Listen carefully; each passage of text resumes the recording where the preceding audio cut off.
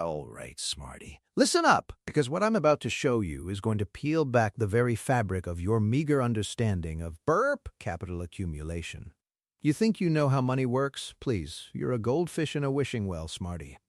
Geez, Rich, what are we even doing here? This isn't another one of your get-rich-quick schemes, is it? Because last time we ended up selling intergalactic lint to those blob people, and they tried to eat us! Relax, smarty. This isn't about my schemes. This is about other people's schemes. Specifically, how some of these fund managers are absolutely crushing the market. And not just by, pumping and dumping alien currencies like a normal person. No, these guys are doing it with stocks.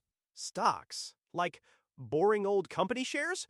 But I thought you said the stock market was just a glorified casino for emotional idiots, Rich. It is, smarty, but even in a casino, some people figure out how to count cards or, just have better algorithms. And these funds, these tiny little financial organisms, they're like the apex predators in a sea of plankton. While your average S&P 500 is up, 16% this year, these guys are lacerating it. We're talking about funds that are up 40, even 50%. How do they do it, smarty? How do they do it? I don't know, Rich. Magic? Cheating? Did you build them a secret stock-picking ray gun? Don't be an idiot, smarty. It's not magic. It's analysis and a little bit of courage, or maybe just profound ignorance of impending doom.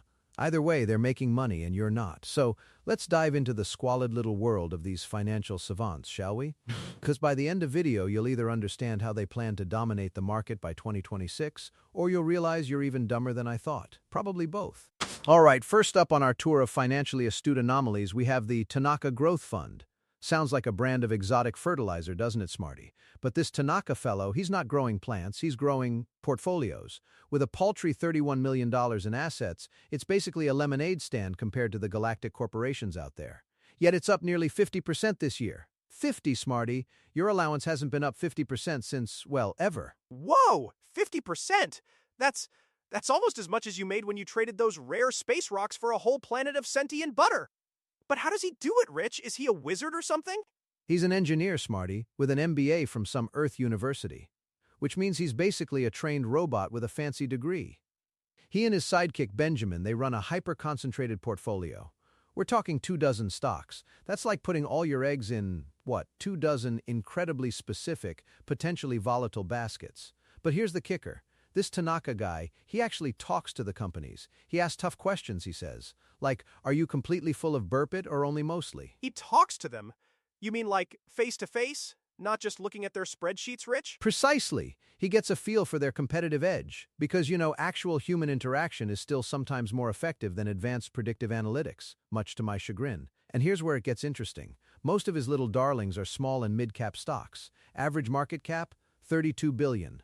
Compare that to your typical colossal fund, which is playing with $730 billion companies.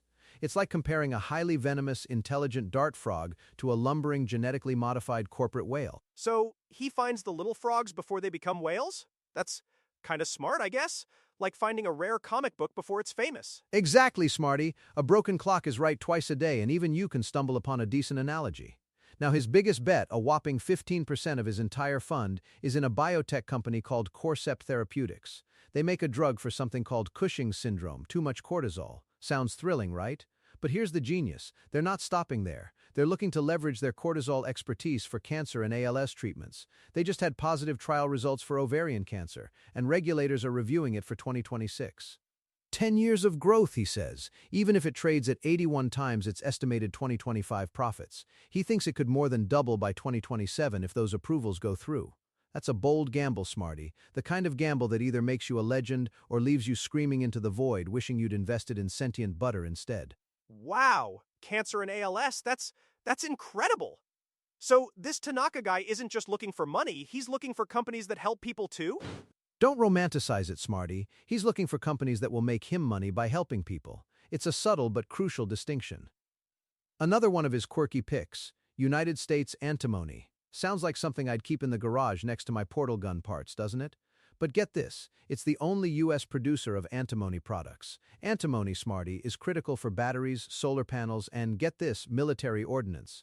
And with China restricting exports, this little company just scored a $245 million deal with the Pentagon, and another $107 million commercial contract. It's basically a monopoly, smarty, but a tiny one. A tiny, government-backed monopoly. A monopoly for batteries and weapons? That's kind of scary, Rich. but also a lot of money for a small company, right? Indeed, trading at 21 times expected 2026 earnings. They lost $5 million last quarter, but they're projecting over $100 million in revenue for 2026. It's unique, it's got growth opportunities, it's burp, a gem in the rough, according to Benjamin Bratt.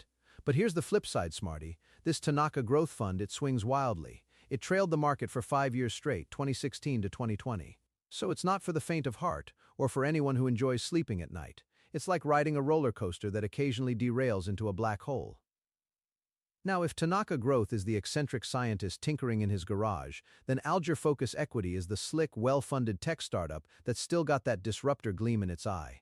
This fund is huge, $4.5 billion, and it's up 40% this year, Smarty. 40. Over the last decade, it's been pulling in 20% a year on average. That puts it in the top 2% of funds. They're not just beating the S&P 500, they're embarrassing it. $4 billion? That's like a whole galaxy's worth of sentient butter, Rich. What's their secret? Are they also talking to companies? No, Smarty, their secret is tech, and more tech. Over two-thirds of this fund is stuffed into tech and communication stocks. While the S&P 500 is only about 46% tech, these guys are practically snorting silicon chips for breakfast. They want companies that are innovating, companies that are benefiting from change, and they avoid anything that smells even remotely like a traditional business model. Because traditional, Smarty, is just a polite word for dying a slow, agonizing death. So, they're like you, Rich, always looking for the next big invention. That makes sense, I guess. But what kind of companies are they picking? Well, they've got the usual suspects, your Microsofts, your Nvidias, the boring, obvious choices, but they also have some gems, like AppLovin. Sounds like a dating app for robots, doesn't it? But it's actually a company that places ads in mobile games, and their stock has nearly doubled this year.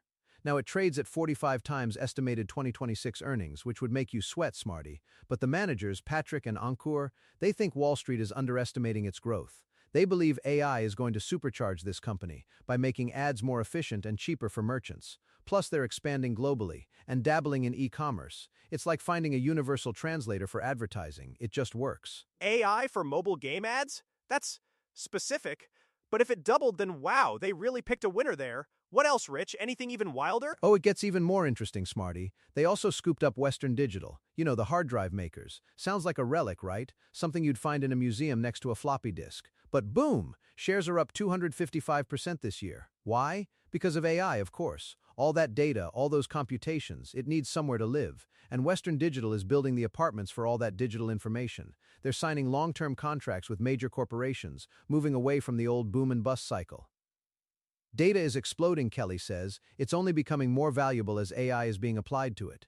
It's like they found a way to make old vacuum cleaners useful again by turning them into interdimensional data vacuums. Wow. So even old companies can become valuable again if they adapt to AI? That's actually pretty cool, Rich. Like how you upgraded my old alarm clock into a time-traveling toast-making device. Don't pat yourself on the back, Smarty. You almost broke the space-time continuum trying to get extra butter on your toast. Anyway, their latest acquisition, QXO, run by a billionaire named Brad Jacobs. This guy's a serial entrepreneur, basically a corporate Godzilla who just buys other companies. His strategy? Roll up building supply companies. He just bought Beacon Roofing Supply for $11 billion. His goal is to double operating profits to $2 billion in 5 years and hit $50 billion in revenue by 2035.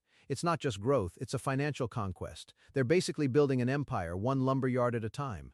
So if you're looking for a boring, stable growth, Smarty, this fund is not it. This is pure, unadulterated, high-octane growth fueled by tech and aggressive acquisitions. All right, Smarty, let's move on to the final contender in our gladiatorial arena of stock funds. Fidelity Large Cap Stock. Sounds incredibly burp pedestrian, doesn't it? Like something your grandmother would invest in.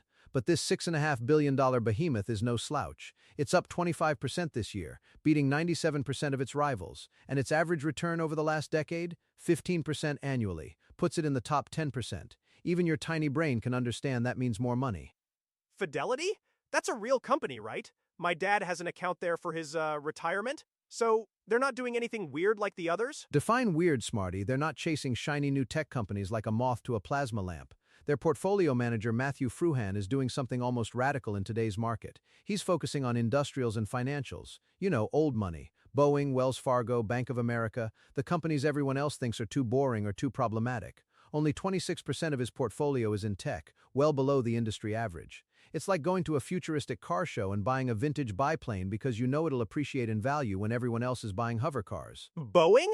But Rich, didn't they have all those problems? Like the planes falling out of the sky kind of problems? Precisely, Smarty, and that's the brilliance of it, or the insanity. You decide. After years of quality control issues and those 737 MAX crashes, Boeing's stock is still up 22% this year. It trades at a mind-boggling 99 times 2026 earnings, which would make any sane person run for the hills. But Fruhan sees the bigger picture. Boeing is only producing jets at about half its targeted pace. They just got cleared to produce more 737 MAX planes per month. If they ramp up revenue over the next few years, that 99 PE suddenly looks more like 25 times 2028 earnings. It's a cyclical stock, Smarty. When earnings are depressed, it looks expensive. When they're booming, it looks cheap. You have to buy low, not when everyone else is already celebrating. It's contrarian. It's the equivalent of buying a dilapidated, haunted mansion knowing it's sitting on a rare, undiscovered mineral deposit. So he's buying companies when they're down, hoping they'll go up? That sounds risky, Rich. It is risky, Smarty, but the smart kind of risky, not the let's go to Dimension 72 and steal their national cheese kind of risky. Take Wells Fargo. Scandal-plagued, federal restrictions, a financial mess. But CEO Charles Scharf, he's changed the guts of the company, Fruhan says. The Fed even lifted its restrictions. Wells Fargo's stock is up over 30% this year, just like JP Morgan Chase. But Wells still trades at a slight discount. Fruhan thinks its financial profile will eventually catch up to the megabank leaders. It's like buying a beaten-up but fundamentally sound spaceship for cheap, knowing it just needs a good mechanic and a fresh coat of paint to fly past the flashy new models. So even old banks can make a comeback? And AI helps them too, right? Oh, absolutely. Fruhan thinks AI is going to supercharge these megabanks. They're pouring billions into tech upgrades, stuff smaller rivals can't even dream of. They're going to build their competitive advantage, he says. The large are going to get larger. It's an interesting point, Smarty. While everyone else is chasing tiny startups, Fruhan is betting on the established giants using new tech to crush their smaller competitors. It's not about being the fastest, it's about being the biggest with the best tools. So there you have it, Smarty. 3 distinct market-beating strategies, each as bizarre and effective in its own way. Now here's the kicker, Smarty, the truly profound, mind-bending insight that ties all this together, that separates the financial gods from the mouth-breathing mortals like yourself. It's not about finding the next big thing necessarily, it's about finding the right thing for your strategy. Tanaka is going for the small, undiscovered gems, betting big on a few.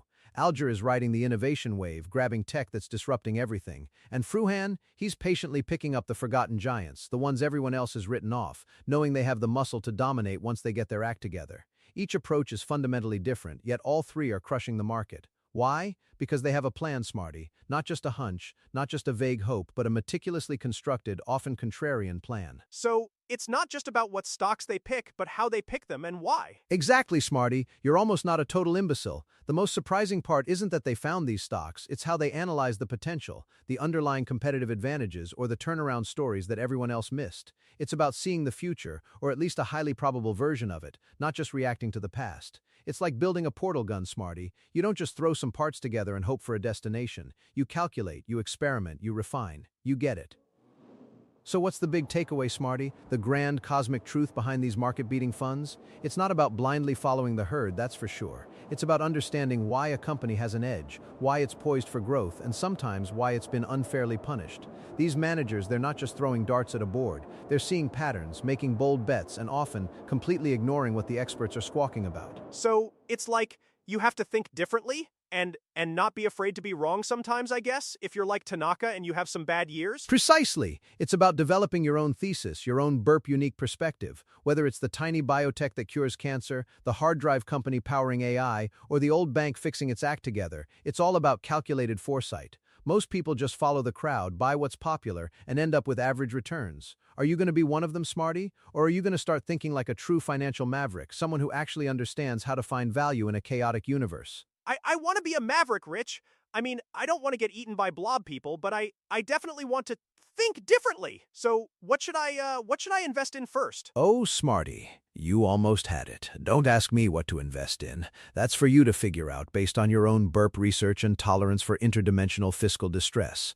But if you want to keep unraveling the universe's most complex yet ultimately trivial secrets with me, well, you know what to do. Otherwise, enjoy your average returns, you pathetic little conformist.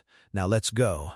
I think I left my portal gun in a dimension where chickens lay golden eggs, and I'm feeling peckish.